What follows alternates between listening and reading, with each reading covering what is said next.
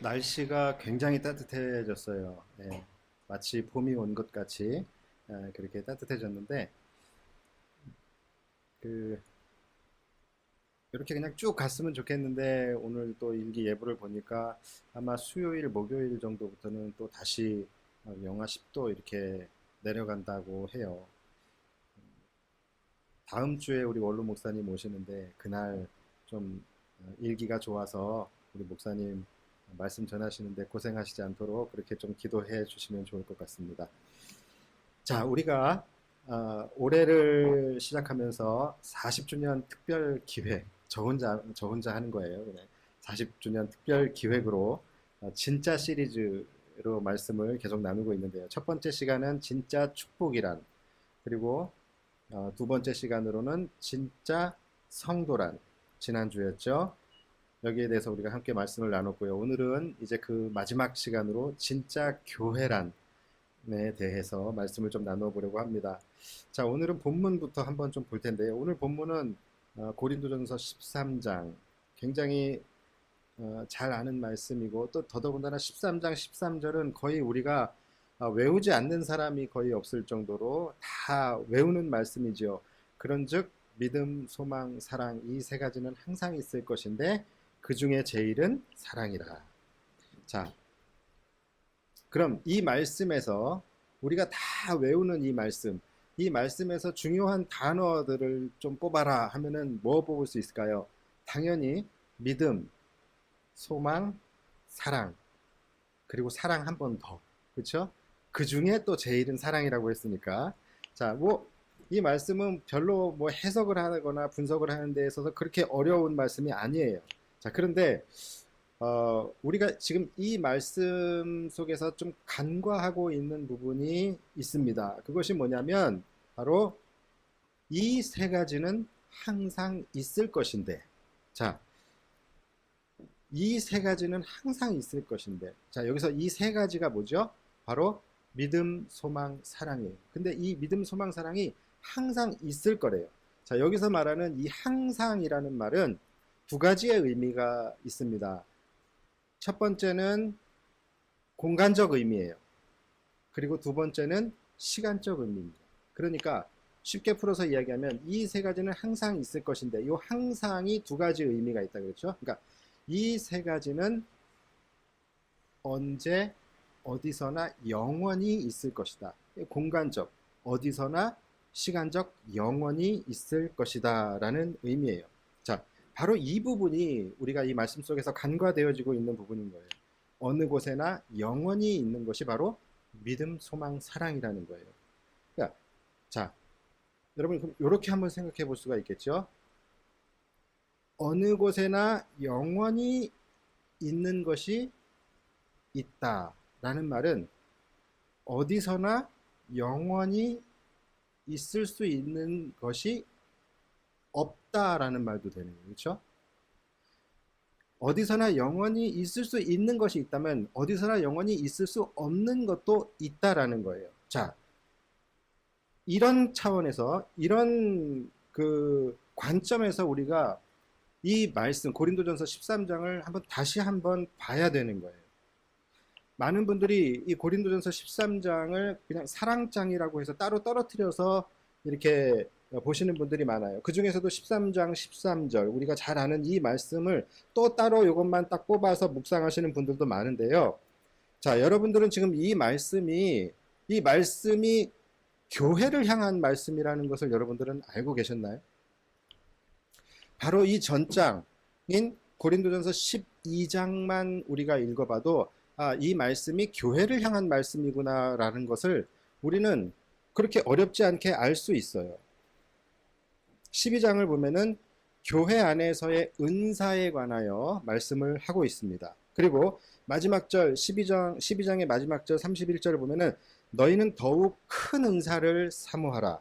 내가 또한 가장 좋은 길을 너희에게 보이리라. 이렇게 말씀하십니다.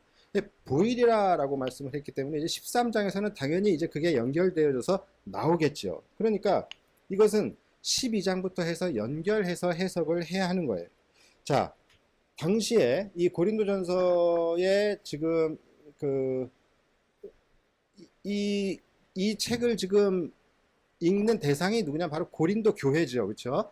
자, 고린도 교회는 어떤 교회였냐면은 하나님의 은혜를 굉장히 많이 받은 교회, 하나님이 굉장히 많은 것을 주신 교회였습니다. 교회 내에 은사를 받은 사람들이 굉장히 많았어요. 특히 예언의 은사, 방언의 은사, 지식의 은사, 이러한 은사들을 이 받았던 사람들이 굉장히 많았어요. 이 은사가 충만한 교회라고 한다면 여러분, 이런 교회는 어떤 교회일까요? 굉장히 은혜가 충만하고 은혜가 넘쳐 흐르는 교회이지 않겠습니까? 지금 이 시대에 요즘도 한번 생각해 보세요. 만약에 어느 곳에 뭐 저기 가밀동에 요즘에 뭐 새로 생긴 새로 지은 교회가 있다라 그러는데 뭐 새로 지어서 새영광교회나 뭐래나 그러는데 그 교회에 하나님의 은사가 날마다 막 충만히 부어지더라. 그래서 막 그 교회 성도들이 지혜의 말씀의 은사, 지식의 말씀의 은사, 막 능력 행함의 은사, 방언의 은사, 막 통변의 은사, 귀신을 쫓는 은사, 뭐 예언의 은사, 영 분별의 은사, 막 이런 것들을 막 이 교회 안에 막 하나님께서 부어 주셔서 성도들이 막 은사로 충만한 그런 교회라더라 하면은 여러분 그 교회를 우리는 어떻게 생각합니까? 아, 정말로 좋은 교회구나. 정말로 은혜가 충만한, 은혜가 넘쳐 흐르는 교회이구나. 아직까지도 이렇게 성령의 역사가 불릴 듯 일어나는 교회라고 한다면 정말로 이 시대의 진짜 교회이구나. 라는 그런 생각을 하게 되겠죠. 바로 고린도 교회가 그런 교회였어요. 성령의 다양한 은사가 임했던 교회. 그런데 그런 교회인데 이상하게 그 교회 안에서의 모습은 우리가 예상했던 거와는 달리 교회 안에 막 여러 가지 문제들이 굉장히 많았다라는 거예요. 막 당파 분쟁이 있었고 성도들 간의 부도덕함의 뭐 문제들이 있었고 성만찬의 남용, 뭐 여성들의 행실, 막 이런 문제들이 있었다라는 거예요. 또 12장을 보면은 은사죠. 은사. 하나님이 그 교회에 그렇게 많은 은사를 부어주셨는데 이들이 그 은사를 가지고서 뭘 했냐면은 바로 그 은사를 가지고 서로 막 비교하면서 경원시하고 막 적대시하고 은사의 우월함, 은사의 우열을 막 가리고 자기 은사를 자랑하거나 남의 은사를 깔보고 시기하고 질투하고 그런 무지와 방종에서 비롯된 여러 가지 문제들이 이 고린도 교회에 나타났다라는 것이죠. 아니 은혜가 흘러 넘치고 넘쳐도 부족할 판에 이 교회에 왜 이런 문제들이 생기는지 바로 여기에 대해서 이 부분에 대해서 바울이 이들의 이 문제의 근본적인 원인이 무엇인지에 대해서 지적하고 그 해결책까지 권면하고 있는 그 말씀이 바로 고린도전서 13장의 말씀이에요. 너희들이 그렇게 싸우고 교만하고 무시하고 시기하고 자랑하고 질투하고 이런 문제들이 그렇게 은혜가 충만한 그렇게 은사를 많이 받은 너희 교회에 왜 이런 문제들이 나타나는지 아느냐? 바로 너희 안에 사랑이 없기 때문이다. 이렇게 이야기를 하고 있어요. 너희 안에 사랑만 있었다면은 이러한 일이 일어나지 않았을 거다. 그래서 사랑은 오래 참고 사랑은 온유하며 사랑은 시기하는 것이 아니다. 사랑은 질투하는 것이 아니다. 사랑은 교만하는 것이 아니다. 사랑은 자랑하지 않는 것이다. 너희가 은사를 가지고 무슨 별별 능력을 행한다 할지라도 심지어 너희가 천사의 말을 한다 할지라도 사랑이 없으면 소리나는 구리와 같고 울리는 꽹과리와 같다. 너희가 모든 것으로 남들을 구제하고 너희 몸을 불사르게 내어줄지라도 너희가 산을 옮길 만한 믿음이 있다 할지라도 사랑이 없으면 아무 유익이 없고 아무 소용도 없고 아무 의미 없다라는 지금 이 말씀을 하고 계시는 거예요. 왜 그럴까요? 왜 너희가 이렇게 은사를 받았음에도 불구하고 이 은사가 충만히 임한 교회임에도 불구하고 너희는 다 껍데기라고 이야기하는 왜 그런 것일까요? 그런 은사들은 영원한 것이 아니기 때문이에요. 그 은사는 영원한 것이 아니라는 거예요. 자, 아까 서두에 나왔던 질문에 대한 답이 지금 여기에 나왔죠. 이 세 가지는 항상 있을 것인데, 그러니까 어디서나 영원히 있을 수 있는 세 가지가 뭐였죠? 바로 믿음, 소망, 사랑이었어요. 그런데 어디서나 영원히 있을 수 없는 것, 결코 영원할 수 없는 한 가지가 있었죠. 그게 뭡니까? 바로 지금 이야기한 은사라는 거예요. 그건 영원한 것이 아니라는 거예요. 다 나중에는 필요 없는 것들이고 없어질 것들이 바로 은사라고 지금 이야기하는 겁니다. 여러분 어떻게 생각하세요? 맞아요? 여러분 은사는 필요 없는 겁니까? 물론 필요 없는 것은 아니죠. 그러나 은사는 나중에 다 그냥 없어지고 사라지고 태워질 것들입니까? 맞습니다. 은사는 사라질 것들이에요. 여러분 은사가 왜 있는 걸까요? 은사를 하나님이 우리에게 왜 주시는 거예요? 내가 잘나서? 아니면 그거 갖고 자랑하라고? 그거 갖고 이 땅에서 잘 먹고 잘 살라고? 그렇게 은사를 주시는 거예요? 그게 아니잖아요. 은사를 왜 주시냐면은 바로 그 은사를 가지고 하나님의 나라를 이 땅에 이루어내는데 사용하라고 주시는 거예요.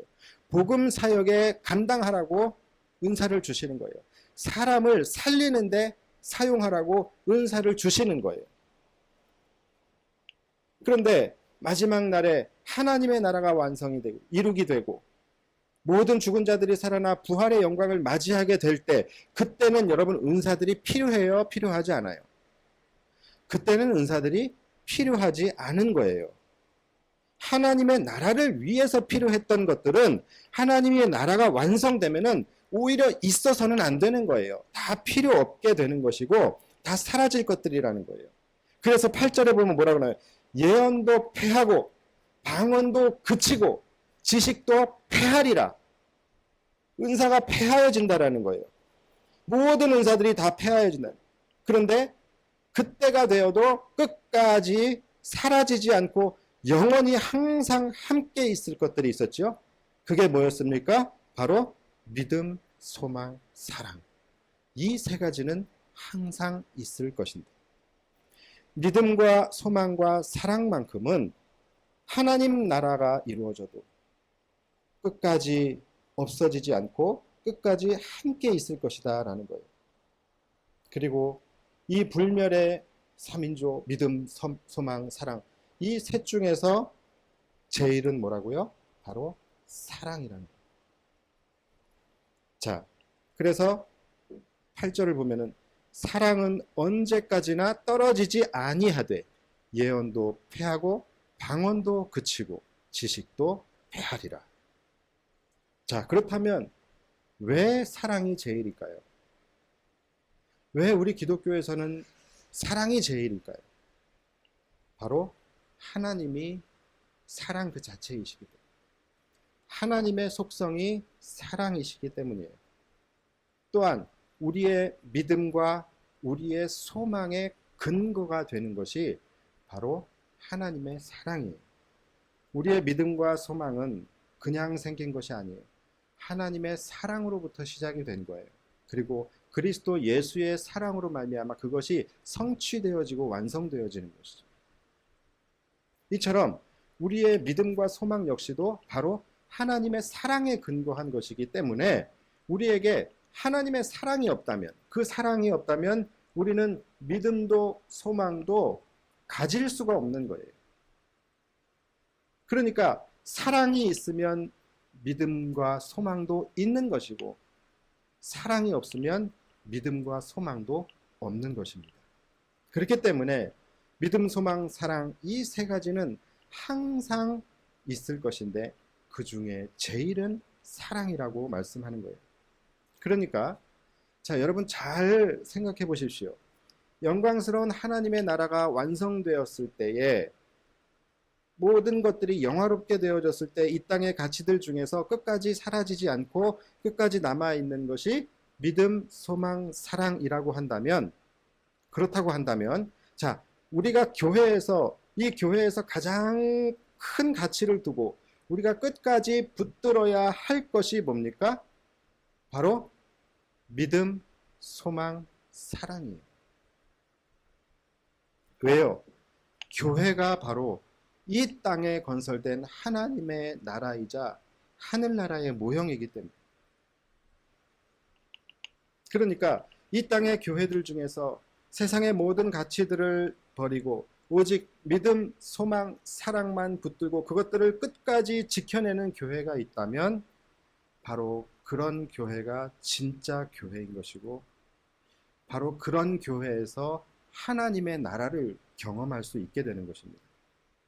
그러니까 교회는요, 믿음과 소망과 사랑만 있으면 되는 것이고, 좀 더 정확히 말하면 교회는 믿음과 소망과 사랑만 있어야 하는 곳이에요. 그러나 우리가 보는 교회의 기준은 분명히 다르죠. 우리가 좋은 교회다 생각하는 그 기준, 우리가 진짜 교회라고 우리가 판단하는 그 기준은 이것과는 많이 달라요. 믿음만 강조하는 교회보다는 그저 외형적으로 조금 시설이 좋고 좀 그럴듯하고 번듯하고 또 큰 교회일수록 그냥 좋은 교회라고 우리는 생각을 해요.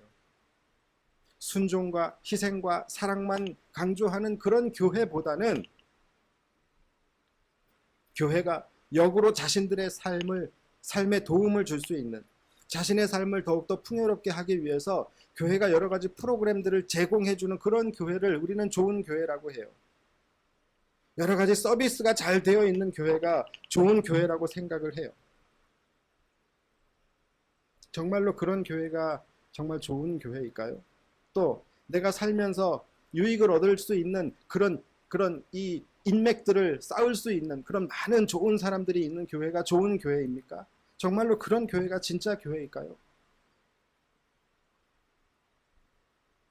좀 신앙이 좋고 좀 영적이고 그런 분들조차도 좋은 교회라고 하면은 신령한 요소들이 많은 교회를 좋은 교회라고 생각을 해요.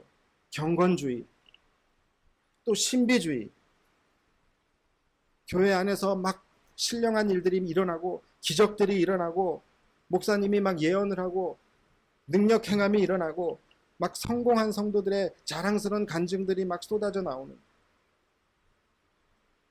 은사가 충만한 그런 교회들, 그런 교회가 좋은 교회라고 생각을 한단 말이에요.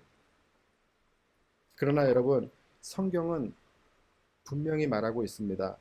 우리 교회가 천사의 말을 하고 예언을 하고 능력을 행하고 각종 은사들이 하나님으로부터 부어지고 산을 옮길 만한 믿음이 있고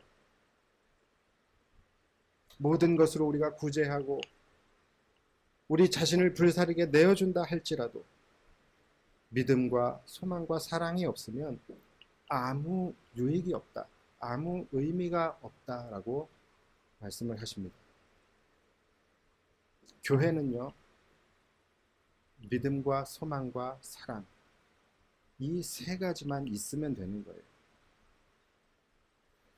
그래서 여러분, 사단이 교회를 무너뜨리는 방법은 뭐냐면 바로 이 세 가지를 빼앗아가는 거예요.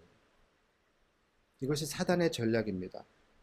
성도 안에 있는 믿음을 빼앗아가고 성도 안에 있는 소망을 빼앗아가고 성도 안에 있는 사랑을 빼앗아가는 거예요. 여러분 명심하세요. 가난해지고 망하고 실패하는 것보다 더 무서운 것, 그런 것들보다 더 여러분들이 두려워해야 할 것은 여러분 안에 믿음과 소망과 사랑을 빼앗기는 것입니다.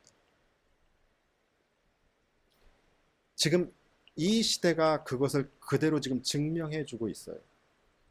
여러분, 지금 이 시대에, 이 코로나 시대에 여러분들 가장 무서운 게 뭡니까?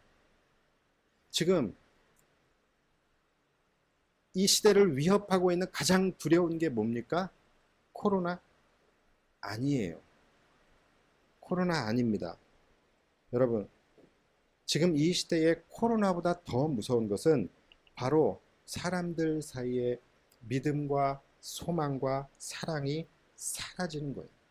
저는 그렇게 확신합니다. 지금 보세요. 코로나로 인하여 사람들 사이에 믿음이라는 것이 사라졌어요. 그냥 서로 간에 불신만 남아 있습니다. 신뢰라는 것이 사라졌어요. 불신만 가득한 사회. 세상에 코로나가 우리를 어떻게 만들었습니까? 서로가 서로를 감시하고 서로 고발하는 그런 사회, 이게 정상입니까? 같은 시민끼리 서로 조심하고 서로 용기 주고 서로 격려해야 할 이 시기에 같은 시민끼리 서로 감시하고 고발을 하면은 포상금을 준다라는 거예요. 이게 여러분 정상적인 사회입니까? 지난 송구영신 예배 때에 그 밤에 11시 넘어서 우리가 송구영신 예배를 드리는데 신고가 3건이나 들어왔어요. 시작도 안 했는데 신고가 3건이나 들어왔어요. 그래서 경찰차가 왔습니다. 물론 당연히 우리는 지침을 어긴 것이 없고 우리는 떳떳하기 때문에 그들이 와서 보고 그냥 돌아갔어요.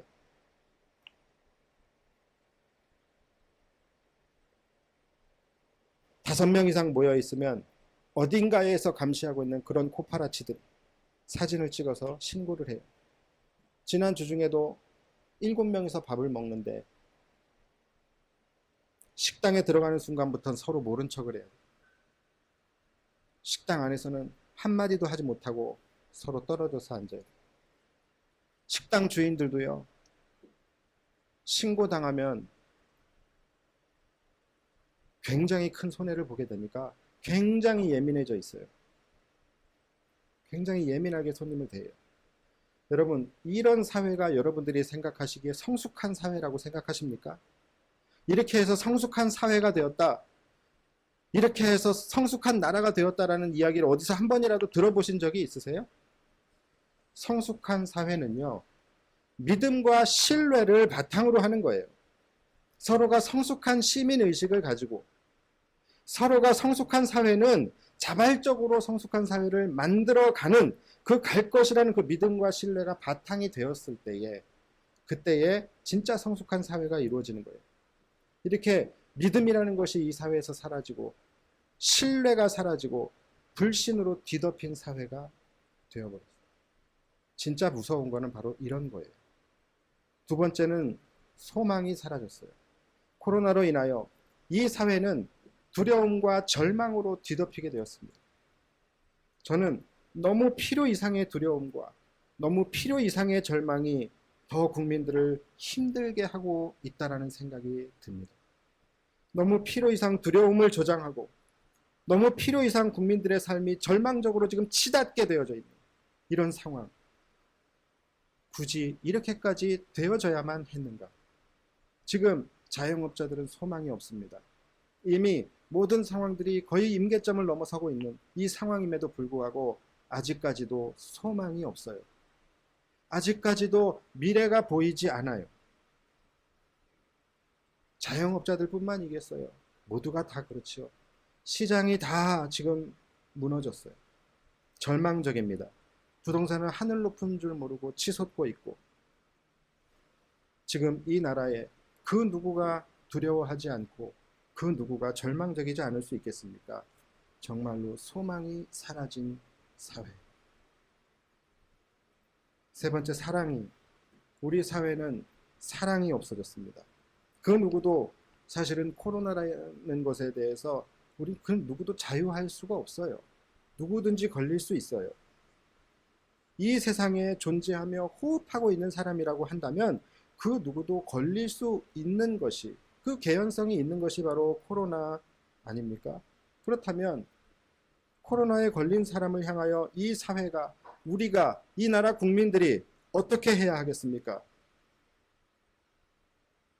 그들에게 필요한 것은 비난이 아니라 위로와 용기와 도움입니다. 모두가 함께 힘을 합쳐서 그들이 빨리 회복될 수 있도록 하는 데에 우리의 모든 에너지를 집중해야 되지 않겠어요? 그들은 여러분 죄인이 아닙니다. 그런데 지금 우리나라는 코로나에 걸리면 엄청난 비난을 받아요. 엄청난 사회적 지탄을 받게 됩니다. 전염병의 숙주 취급을 당하게 돼요. 더 나아가 사람의 생명을 위협하는 살인자라는 취급을 받아요. 그들을 향한 사람들의 분노를 가만히 보면 진짜 분노예요. 에너지를 분노하는 데 쏟고 있어요. 그들을 향한 사랑이라고는 털끝만큼도 찾아볼 수가 없습니다. 오죽하면 여러분 통계 자료 보셨습니까? 사람들이 코로나 검사 받는 것을 두려워하는 이유가 코로나 확진될까 봐가 아니에요. 만약에 혹시 코로나에 확진되면 그때 자신에게 쏟아질 그 비난과 그 사회적 경멸의 시선, 이런 것들을 감당할 자신이 없어서, 이런 것들이 두려워서 검사를 받기를 두려워한대요. 말했죠? 뭐가 무서운 거예요? 지금 코로나가 무서운 게 아니에요. 이 사회가 무서운 겁니다. 지금 우리가 살아가는 이 세상, 서로 불신의 불신으로 눈에 불을 켜고 감시하면서 걸리기만 하면 신고해버리고, 온 나라 사람들은 소망을 잃어버리고 두려움과 절망 속에서 헤어나오지를 못하고 있고, 그렇잖아도 억장이 무너지고 절망 가운데 있는 그 코로나 환자들, 마땅히 위로받아야 하고 도움받아야 할 그 코로나 환자들에게 득달같이 달려들어서 그 모든 책임을 다 그들에게 덮어씌우고 마녀 사냥을 해서 희생시켜버리는 이 사회가 정말로 여러분들 성숙한 사회라고 생각되십니까? 이게 그렇게 자화자찬하는 K방역이에요. 이 사회에 과연 사랑이라는 것이 있기는 있는 것일까요? 어디 하나 여러분 TV 프로에서 이 코로나 환자들에 대해서 집중하는 프로그램을 본 적이 있으세요?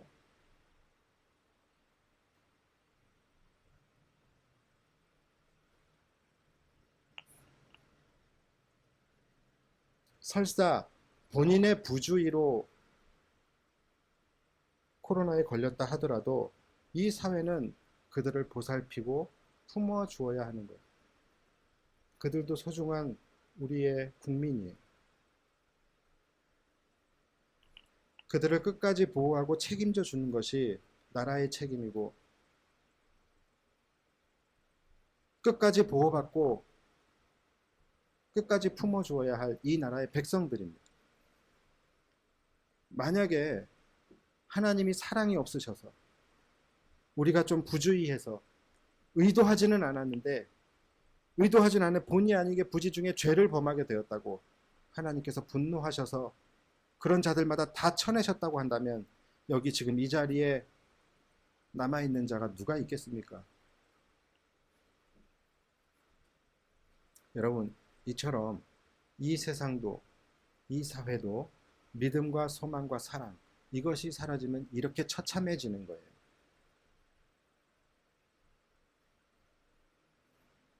여러분이 하나님을 향한 믿음과 소망과 사랑을 빼앗기게 되면 여러분들의 영혼이, 여러분들의 인생이 이렇게 처참해지는 거예요. 우리 교회 안에 믿음과 소망과 사랑을 빼앗겨 버리게 되면 우리 교회는 이렇게 처참해지게 됩니다. 무엇이든지 세상이든 교회든 뭐 가정이든 인생이든 무너뜨리고 싶다면 이 세 가지를 빼앗아 가면 되는 거예요. 그럼 곧바로 무너집니다. 불신하게 하고 두려움과 절망에 사로잡히게 하고 서로를 미워하게 되면 그곳이 바로 지옥이 되는 거예요. 사단이 이 세 가지를 빼앗아 가게 되면 그곳이 바로 지옥이며 사단의 나라가 되는 것입니다. 그래서 사단은 필사적으로 우리 안에서 믿음과 소망과 사랑을 빼앗아 가려고 하는 거예요. 그것만 빼앗으면 그곳에 자신의 깃발을 꽂을 수 있게 됩니다. 여러분, 지옥이라고 다른 데가 지옥입니까? 하나님의 사랑이 없는 곳이 지옥이에요.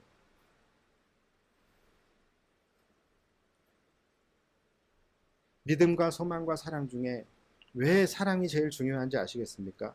사랑이 있으면 믿음과 소망은 저절로 생기게 되고, 사랑이 없으면 믿음과 소망은 저절로 사라지게 되기 때문이에요. 믿음과 소망은 다 사랑이라는 것과 연결되어 있어요. 사랑이라는 것이 그 뿌리가 되는 거예요. 쉬운 예로 이 세상을 다시 한번 볼까요? 여러분, 이 세상에 믿음과 신뢰가 사라지고 불신이 뒤덮이게 되면요, 나타나는 현상이 뭐냐면 바로 사랑이랑 연결돼요. 우리는 타인을 사랑하지 못하게 됩니다. 이 세상에서 믿음과 신뢰가 사라지고 불신이 쌓이게 되면 우리는 타인을 사랑하지 못하게 돼요. 타인을 의심하게 되고 시기하게 되고 비난이 난무하게 되는 거예요. 바로 지금과 같이.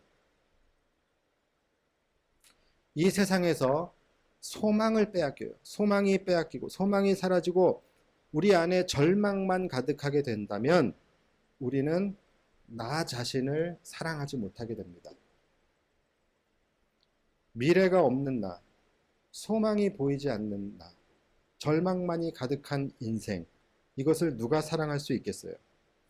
그렇게 사람이 자신을 소망을 잃어버리면 내 자신을 사랑하지 못하게 돼요. 그렇게 될 때에 그 다음은 어디에든 쉽게 굴복하게 됩니다.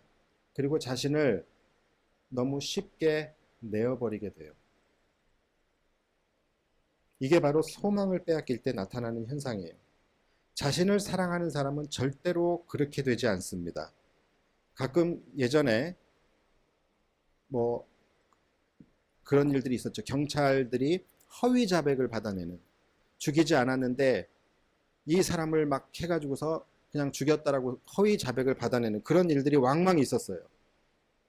자기가 범인이 아닌데도 그냥 범인이라고 그냥 내가 했다고 자백을 해버리는 경우들이 많아요. 우리는 그런 것들을 볼 때마다 이해가 안 가죠. 바보 아니야? 아무리 협박하고 아무리 뭐 고문하고 때린다 할지라도 내가 죽이지 않았는데 왜 내가 죽였다라고 자백을 해? 내가 안 했는데 왜 했다고 할 수 있냐라는 거예요. 그런데요, 여러분들도 그렇게 될 수 있어요. 심지어 협박이나 고문을 받지 않아도 그럴 수 있습니다. 사람 그렇게 연약한 존재예요. 어떻게 해요? 간단해요. 소망을 빼앗아 버리면 돼요. 소망을 빼앗아 버리면 돼요. 너 어차피 자백하든 안 하든 상관없어. 네 맘대로 해. 그러나 어쨌든 너는 무조건 30년, 넌 30년 살아야 돼. 모든 정황이 지금 너를 가리키고 있고 아무도 여기서 너를 믿어줄 사람은 없어. 언젠가 그가 그것을 깨닫게 되는 순간 이제 정말 소망이 없구나. 법은 살아있지 않구나. 내 진실은 그냥 이대로 죽어버리는구나. 그렇게 소망이 사라지는 순간은 이제 어떻게 되냐면 자기 자신을 사랑하지 않게 돼요. 절망만 남는 상태가 되는 거예요. 그럴 때 어떻게 합니까? 너가 자백하면 10년으로 해줄게. 너가 자백하면 5년으로 해줄게. 그러면 많은 사람들은 그 소망을 붙잡습니다. 사실은 그게 소망이 아닌데 그게 소망인 줄 착각하고 잡는 거예요. 여러분, 자신을 사랑하는 사람은 결코 그렇게 자신을 쉽게 내어주지 않아요. 자신을 사랑하는 사람은 끝까지 자신을 지키는 거예요. 자신을 사랑하지 않을 때 사람은 이런 식으로 굴복하게 되는 거예요. 굴복이 소망인 줄 알고. 마찬가지예요. 이 세상에서 소망을 빼앗기고 그러면 자기 자신을 사랑하지 않게 되고 불의에 굴복하게 되는 것처럼 사단에게 우리의 소망을 빼앗겨 버리게 되면 우리는 영적 자존감을 상실해 버리게 됩니다. 그리고 결국은 사단에 굴복하게 되는 거예요. 분명히 들으세요. 굴복하는 거예요. 굴복당하는 것이 아니라 스스로 굴복하게 된다라는 거예요. 왜요? 그게 소망인 줄 알고. 그래서 신앙을 버린 사람들 보면요, 다 스스로 선택해서 버려요. 스스로 굴복하고 나가는 거예요. 그것이 소망인 줄 알고. 또 세상에서 믿음이 사라지면 우리는 타인을 사랑하지 못하게 되는 것처럼 사단이 우리의 믿음을 빼앗아 가버리게 되면 우리는 하나님을 사랑하지 못하게 됩니다. 그리고 함께 그 하나님의 자녀인 우리의 형제 자매들을 사랑하지 못하게 되는 거예요. 그래서 예배가 식어지고 성도들끼리 서로 미워하고 참소하고 다툼과 분열이 일어나게 되는 것이죠. 믿음과 소망과 사랑이 사라지게 되면 이런 일들이 일어나는 거예요. 그러나 감사한 것은 우리가 지금까지 이렇게 믿음을 잃지 않고 소망을 잃지 않고 있는 이유가 뭡니까? 감사하게도 우리가 지금까지 믿음을 잃지 않고 소망을 잃지 않는 이유가 뭐예요? 바로 마지막 사랑 때문이에요. 이 사랑은 우리가 하는 사랑이 아니라 바로 우리를 향한 사랑이에요. 아가페의 사랑. 바로 하나님의 사랑, 그리스도 예수의 사랑입니다. 제가 아까 말씀드렸잖아요. 우리의 믿음과 소망의 근거는 하나님의 사랑, 그리스도의 사랑이라고 말씀을 드렸죠. 우리의 믿음이나 우리의 소망은 우리에게로부터 나오는 것이 아니에요. 우리에게서 난 믿음이고 우리에게서 난 소망이었다라고 한다면 우리는 벌써 사단에게 빼앗겨서 지금쯤 아마 다 사단의 종이 되어 있었을 거예요.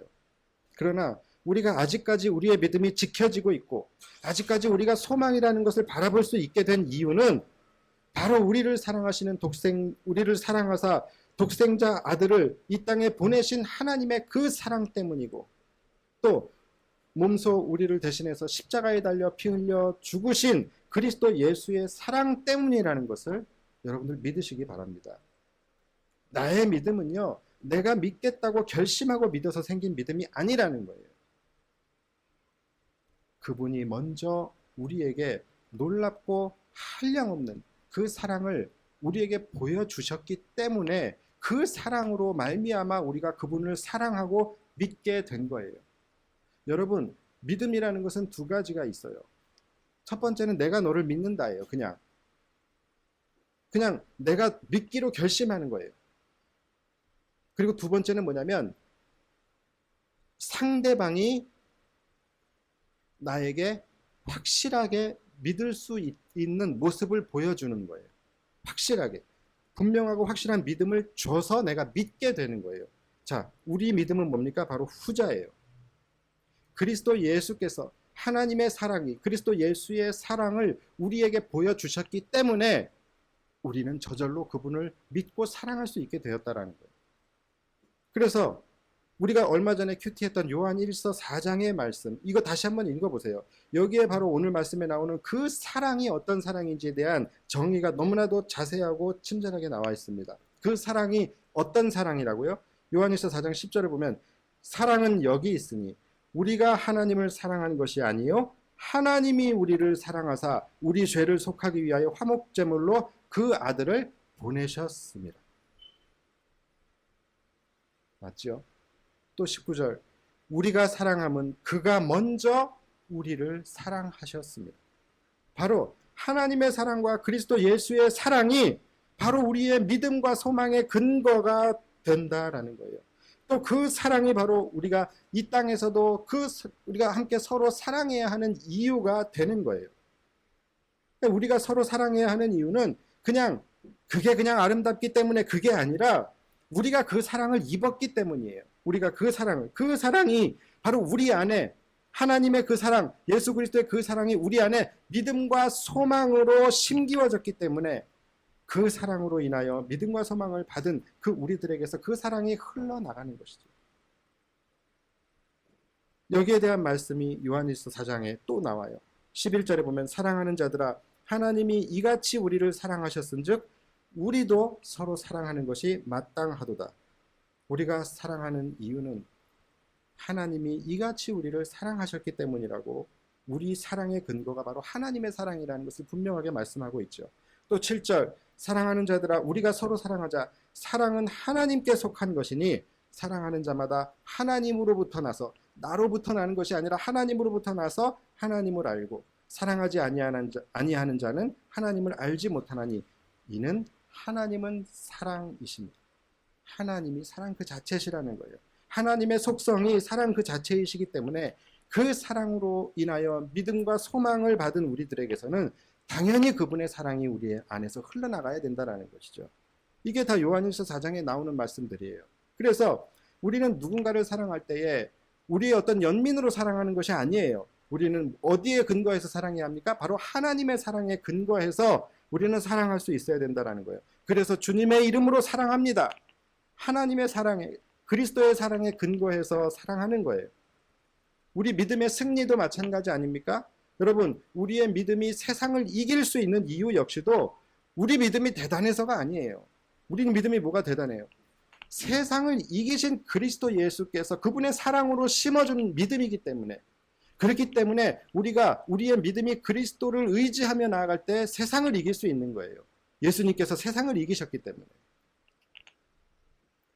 그러니까 우리의 믿음, 소망, 사랑, 기쁨, 평안, 승리 이런 모든 것들이 다 근거가 하나님의 사랑으로부터 나오는 거예요. 그래서 믿음, 소망, 사랑 이 세 가지는 항상 있을 것인데 그 중에 제일은 사랑이다 라고 말씀하고 계시는 거예요. 말씀을 정리하겠습니다. 우리가 진짜 교회가 되기 위해서 우리가 끝까지 붙들어야 할 것이 있고 또 끝까지 붙들지 말아야 할 것이 있습니다. 끝까지 붙들어야 할 것은 믿음, 소망, 사랑만이 우리가 붙들고 지켜야 할 것들이에요. 더 정확히 말하면 우리 교회는 믿음, 소망, 사랑만 이 세 가지만 있어야지 진짜 교회가 되는 거예요. 다른 것들은 있어서도 안 되고 붙들어서도 안 될 것들입니다. 설사 그것이 신령한 은사라 할지라도 은사는 믿음과 소망, 사랑을 지키기 위해서 필요한 도구일 뿐이지 결코 그것들이 믿음과 소망과 사랑을 우선할 수는 없는 거예요. 이 외에는 과감하게 다 버릴 수 있어야 합니다. 여러분, 저를 믿으시기 바랍니다. 믿음, 소망, 사랑만이 우리 교회와 여러분의 인생의 해답이라는 거예요. 혹시 여러분들 중에서 공감되지 않을 수도 있어요. 여러분들에게 별로 설득력이 없게 들릴 수도 있어요. 믿음, 소망, 사랑보다 더 중요한 것이 나는 아직도 많다라고 그렇게 생각하시는 분들도 있을지도 몰라요. 그러나 믿으세요. 좋게 말할 때 믿으세요. 그래서 오늘 본문 고린도전서 13장 11절의 말씀이 뭡니까? 내가 어렸을 때는 말하는 것이 어린아이와 같고 깨닫는 것이 어린아이와 같고 생각하는 것이 어린아이와 같다가 장성한 사람이 되어서는 어린아이의 일을 어떻게 했다고요? 버렸노라. 그때는 그게 최고였어요. 그때는 그게 제일 중요한 가치였어요. 그러나 지금 내가 장성한 사람이 되어서는 그때 그것들을 이제는 버렸다라는 거예요. 왜요? 이제 필요 없으니까. 우리가 영적으로 어릴 때에, 영적으로 우리가 아직 미숙할 때는 축복이라는 것이 중요해요. 형통이라는 것이 중요해요. 성공 중요해요. 은사와 능력 이런 것들이 중요하다고 생각했지만 이제 영적으로 장성한 우리들은 이제 그것들을 버릴 수 있어야 된다는 거예요. 버려야 된다는 거예요. 지금 우리가 붙들어야 할 것은 그런 것들이 아니라 믿음과 소망과 사랑이기 때문에. 물론 지금은 우리가 믿음이 얼마나 중요한 것이고 소망이 얼마나 중요한 것이고 사랑이 얼마나 중요한 것인지 확실하게 알지는 못해요. 오늘 12절의 말씀처럼 지금은 거울로 보는 것 같이 희미하게 알 수밖에 없다라는 거예요. 요즘 거울은 그렇지 않아요. 요즘 거울은 아주 선명하게 보이잖아요. 그렇죠? 요즘 거울은 오히려 더 선명하게 더 보이지 말아야 될 것들까지 다 보이는 만큼 선명한데 이 당시에 바울 당시에는 거울이 그런 거울이 아니었어요. 뭐 굴이나 이집트산 청동 같은 걸로 이렇게 연마해서 만든 거울이에요. 그러니까 상은 보이는데 희미하게 그냥 이렇게 보이는 그런 정도가 이제 거울이었어요. 그러니까 여기에 대해서 이 큰 비밀에 대해서 지금은 거울로 보는 것 같이 희미하게나마 알 수 있다라는 거예요. 그러나 하나님의 나라가 이루어졌을 때에는 마치 얼굴과 얼굴을 대하여 보는 것처럼 선명하게 온전히 볼 수 있게 될 것이다. 이 비밀에 대해서 그때 가면은 확실하게 알게 될 것이다 라는 거예요.